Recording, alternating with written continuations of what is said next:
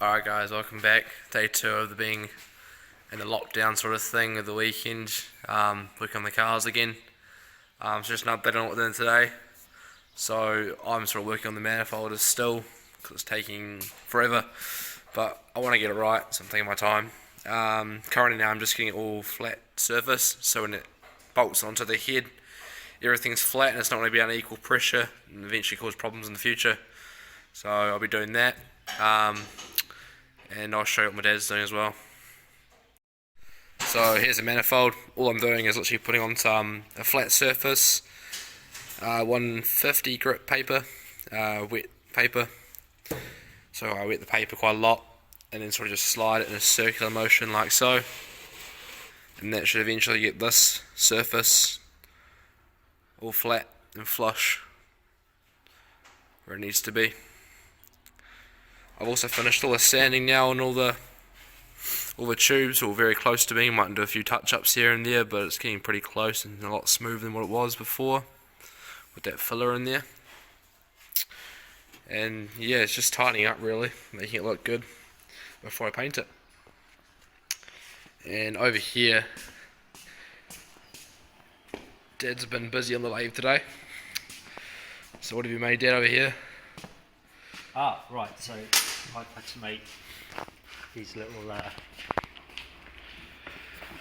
inserts here on the carbs because for some reason I wanted them really tight on there, so they didn't fit in the rubber grommets here. So I think the ones that we got were for an R1, which is slightly bigger carbs. So I've made these little fellas to make up the difference.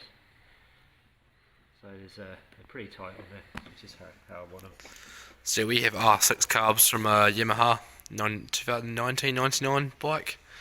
So there's a little indent in there because in the rubber there's a high place on the rubber, so it kind of falls into position and grips it into place.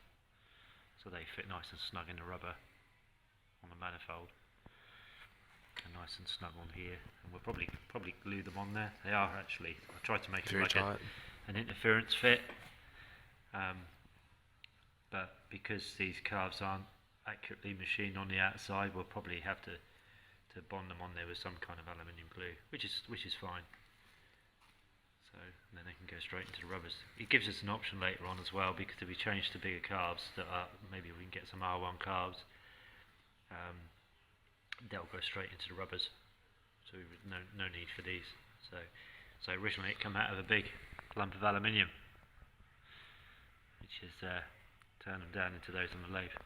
Pretty cool. So now I'm making some studs on the lathe. Just started making those now. Yeah, so here's the engine stud for the head for exhaust side, I believe. Is it exhaust side? We want it for the exhaust and the inlet. Inlet side, both sides. So we have a few missing, obviously because they're worn out or just missing from the head.